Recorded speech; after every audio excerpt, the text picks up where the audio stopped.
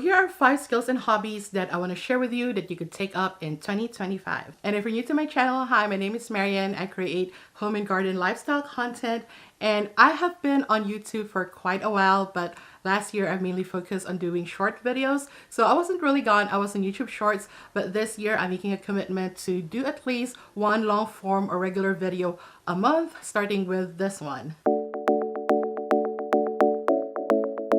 And the very first one is gardening. And this is not going to be new to you. If you've been a long-time viewer of my channel, you know that I started out as a plant care and gardening channel. And gardening is such a rewarding hobby, whether you're just taking care of one plant or you want to turn your backyard into a whole garden, growing your food and all of that.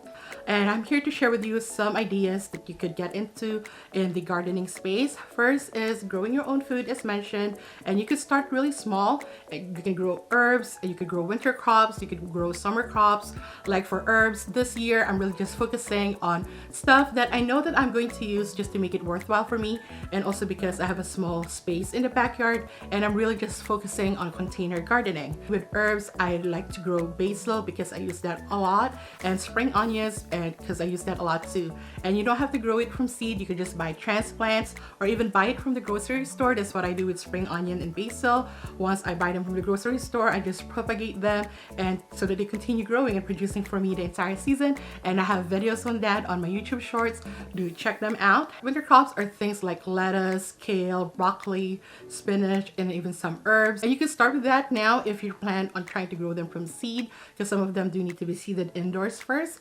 Or you could just buy transplants and then grow them that way. Nothing is wrong with that. I do like to get transplants with my winter crops because seeding indoors does take a lot of time and space. So I'd rather get transplants, especially if all I want to grow is a couple of lettuce and a couple of kale.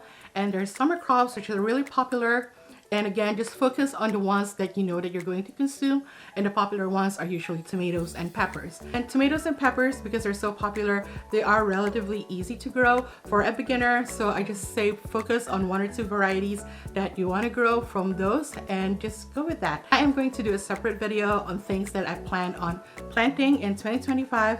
So watch out for that. And I'm also going to include some kind of like tutorials, hacks, and tips on the stuff that I'm planning to grow for this year. And another type of gardening that you can get into is indoor gardening. As you can see behind me, I have some house plants. Even though I have downsized my collection dramatically, I still love my house plants, and it's also a good way to get into gardening if you don't have outdoor space to do so. And it also livens up your space and also kind of bring nature inside your space. So houseplants is also a great way to get into gardening, and I have tons and tons and tons and tons of videos on YouTube already when it comes to houseplant care for beginners. So again, do check them out. Head to my channel. I have entire playlists on them. So if you want to learn everything and anything when it comes to houseplants for beginners, I definitely have a video out for that already. So go check them out. Second skill or hobby that you can learn this year is learning a new language. Last year, I actually started learning the American Sign Language, and I took a spring semester course on it online through the Oklahoma School for the Deaf. And if you're interested in learning ASL, you could still sign up for that class, I believe, because it doesn't start until February 3rd, depending on when you're watching this. And it's a free online class. And I did finish the course, but I feel like I didn't master it. So I'm retaking that same course again this spring semester, and hopefully I'll gain more mastery of the stuff that I learned from last year, and hopefully from that move on to more advanced ASL courses. And if you don't want to learn ASL, you want to learn a different language, and there's many online classes or even in-person classes to do so. Right now, a lot of people are trying to learn Mandarin because they're hopping on Red Note, which operates only in Mandarin language. Duolingo is a good place to start if you want to see if you have the interest or aptitude to learn Chinese or any other language that you could think of.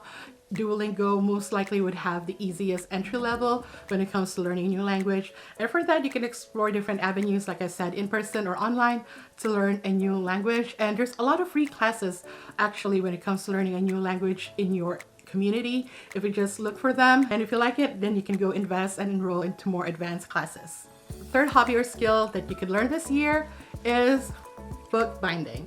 So bookbinding is a process of either repairing old books or creating your own book. like with this one. And the reason that I got into bookbinding, I actually have to thank TikTok for it, is because I got into reading Hermione fan fiction. And if you're not aware of that, Hermione stands for Draco Malfoy and Hermione Granger, characters from the Harry Potter series. And I got into reading fan fictions of that, which led into bookbinding. So a lot of readers of fan fiction started binding their favorite fanfics so they could turn them into physical books. And warning, you can't buy bound fan fiction, it's illegal, which is why I took it upon myself to learn bookbinding. And actually last year, the only series that I did in long form was a 4 or 5 part series on how to bind your own book for beginners. So if you're interested in bookbinding, I have a 5-part series on that, on how you can get started, from how to create a typeset to doing a book cover. So I covered all of that, and there's also plenty of tutorials here on YouTube to teach you on how to bookbind. And what I love about bookbinding is it's an extremely long process, and each step of the process is very different. Like creating the typeset, I use Microsoft Word for it, and then you have to learn how to sew a book, and you also have to learn to create a book cover and also create a design. When it comes to design, I use Canva and Cricut. So those are skills that you have to learn. So in each step of the way, you're actually learning multiple skills, which I like about bookbinding. And right here is a book that I'm currently binding. It is Manacled, which is one of the most popular Hermione fan fiction, and it's currently in the book press. I'm actually binding 2 versions of Manacled.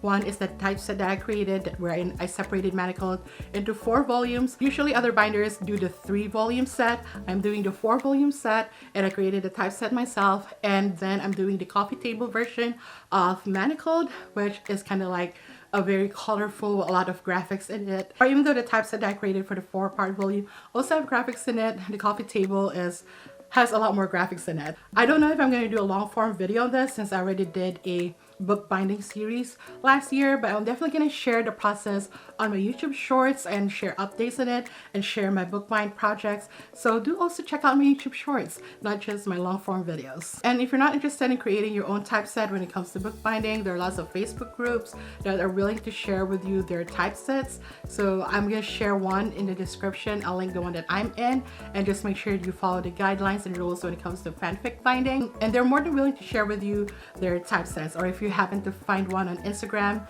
most of them are open to sharing their typesets. You just have to DM them and ask permission to use their typesets for binding. Or you don't even have to do it for fan fiction. You can do it for your favorite book and create a special edition of it. I've seen people do it for Hunger Games, for A Court of Thorn and Roses, for Fort Wing, for even Harry Potter.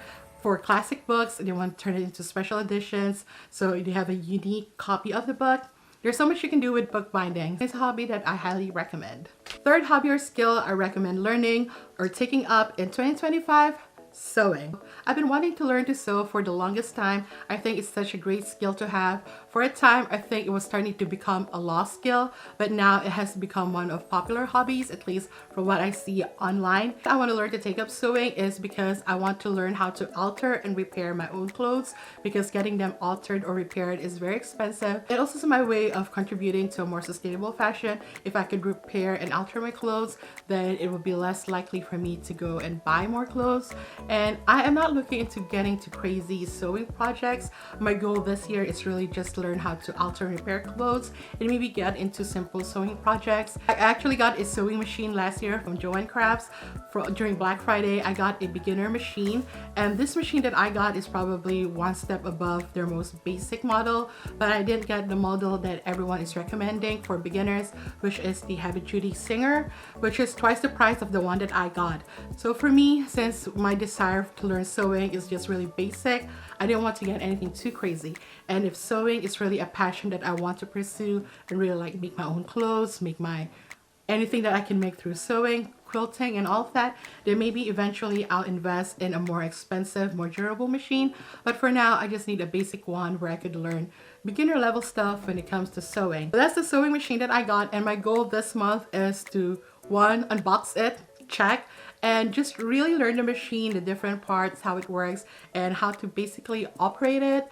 And next month, like, just practice on it, and maybe come spring I'll start doing like actual projects, actual hemming and altering, any other basic sewing projects that I could think of. And I'm really excited because, again, I've been wanting to learn to sew for a long time.